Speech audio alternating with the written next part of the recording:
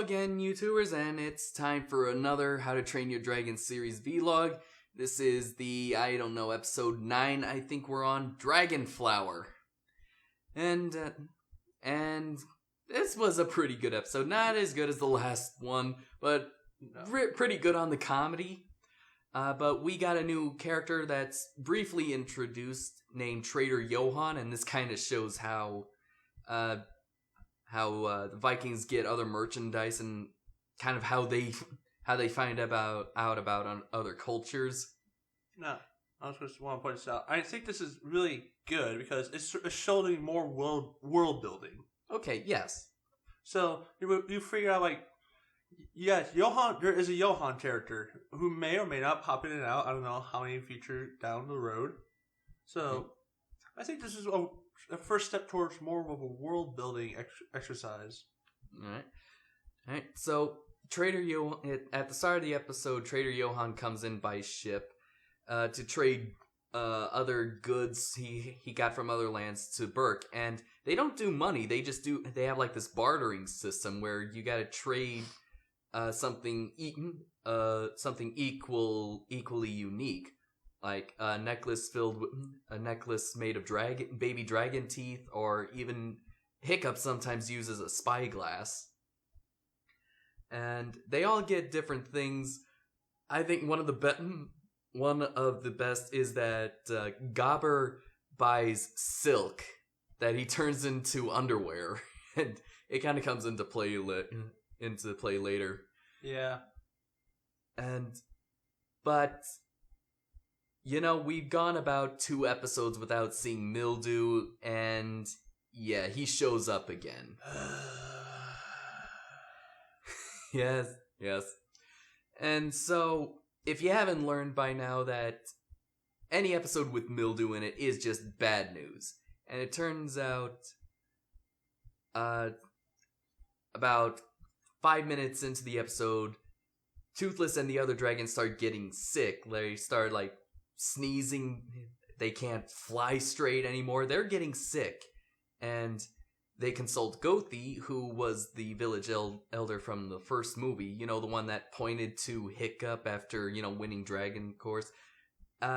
Who's in this show is starting to look a little more corpsey than usual. But she says that, or kind of writes, because she doesn't say anything, really. Yeah, she only communicates by symbols and runes, that they are allergic to something, and that they have to get rid of something new. They are allergic to something new, and they gotta get rid of it, otherwise the dragons are just gonna get worse. And so everyone throws in everything that they got from Trader Johan. Fishlegs throws in his botany book, which he's treating like it's a Dan Brown novel. Snotlout has to throw away his mirror, which he just uses to look at himself a lot. Narcissistic. Arrogant and annoying. That too. A triple threat.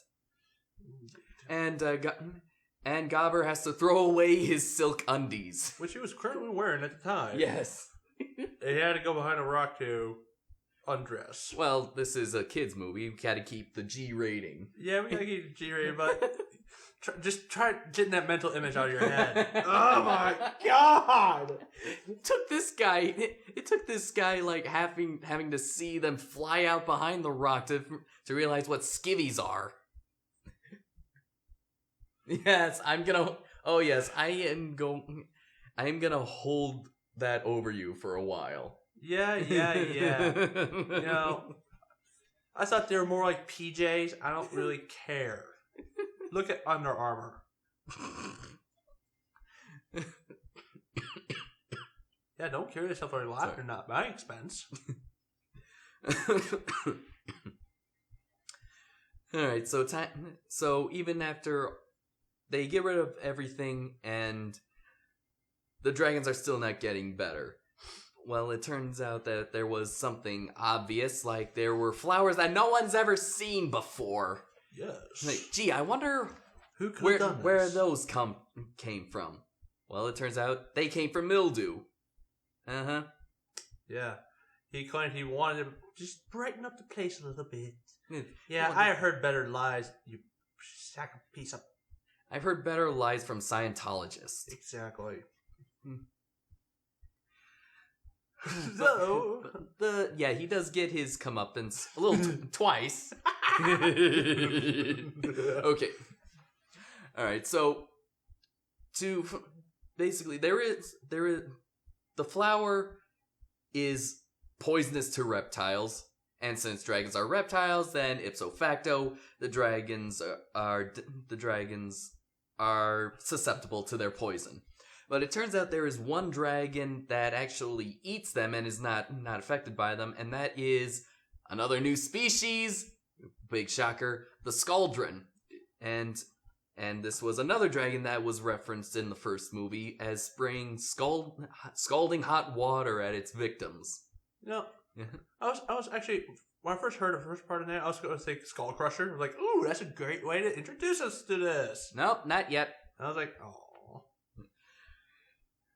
Alright, and it turns out that the Scaldron eats the flowers and is not affected by it because it produces venom, which kind of counteracts the poison.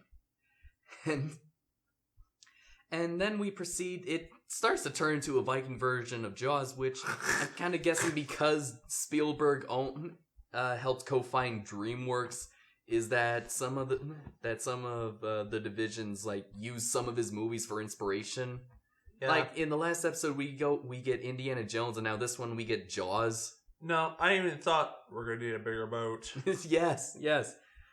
I mean, it feels like Jaws in the last part, and the suspense was actually pretty good. I mean, this is like a big freaking sea dragon. Oh yeah, and it has venom that it will inject into you if it bites you. You'll be dead in 24 hours. And this is a very strong dragon too. They try to pry its mouth open, and it's not making it easy. Mind you, they're doing this without the help of their dragons. Without the help of their dragons. Oh yes, the best part is they bring Mildew in along with it. Yes. Stoic gives the best reason is because we're all in this because of you. We're doing our part, and you need to do yours. And he makes it clear he does not want to be a part of this trip. Mm-hmm.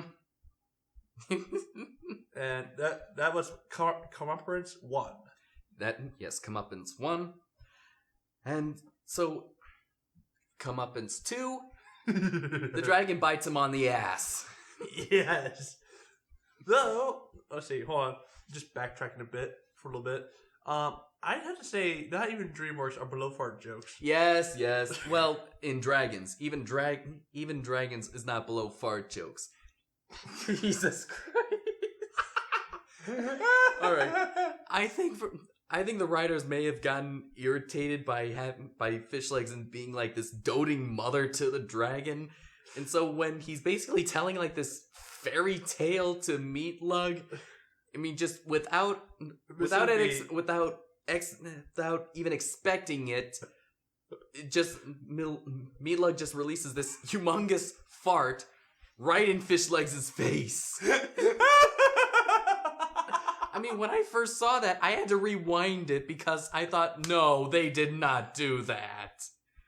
As dragons, at the time when the first one came out, never did any fart jokes. It never had potty humor. No. But oh god, that was hilarious. It was hilarious. Getting on track now. Yes. All right. So Mildew's second comeuppance is that he gets bitten on the ass by the Scaldron, and that's because one flower the basket of flowers that he bought kind of got dumped onto him, and so one got wedged into his like back trouser belt. Trousers. Yes. Whatever.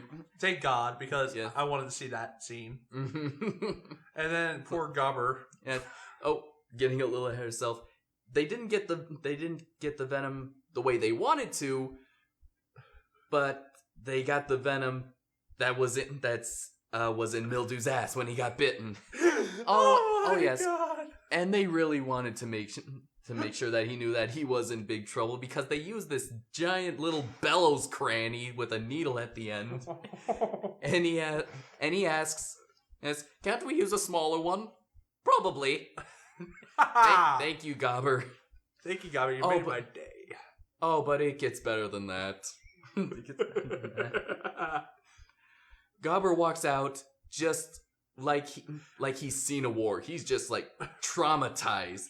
And this is, and I quote, "I've seen an adder spine slice through a man's eye like a grape.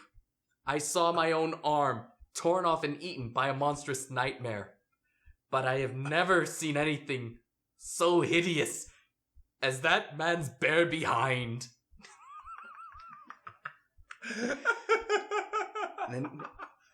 And then he says, "I am going to go into the woods to scream."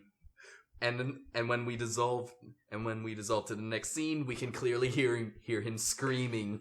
Yes. Oh my god. I think the humor is top notch. Yeah. The humor has definitely gotten better. But animation quality kind of dipped a little bit. It rose and then went down. Lighting was changing, and sometimes scenes made the characters kind of looked like they were in Box Trolls or Paranorman, or even in Nightmare Before Christmas. I mean, some of the night scenes were good. I mean, they were very atmospheric, especially out on the ocean. Oh yeah. No, I was going to bring up the point when Hiccup was dumping the flowers into the water, and that distant shot of all the flowers. It actually kind of reminded me of that scene in Jaws when Brody is throwing out the chum. Yeah, but honestly, I thought that was kind of a beautiful shot to be showing of all those flowers in the distance. Mm-hmm. Yeah, but so it was a good episode, especially if you kind of like portrait looking wide shots. This was a good use of them, and the comedy was top notch. I mean, really, Mildew and Misery. You can't get any better than that. The quality was kind of dropping. Moments, some of the character when they were moving was all blurry, like someone turned on the motion blur in After Effects.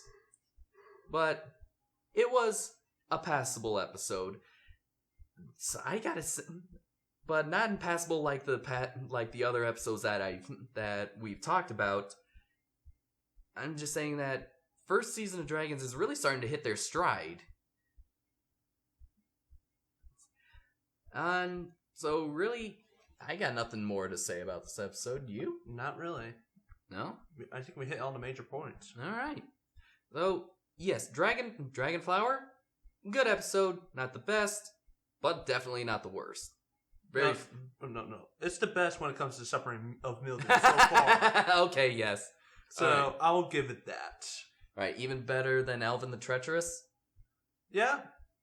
Even though that had Mark Hamill, I want to see Mildew suffer. Okay. And this was the best I've seen him suffer. Okay. Alright, well, that concludes another Dragon Series Vlogs. We'll see you next time, everyone.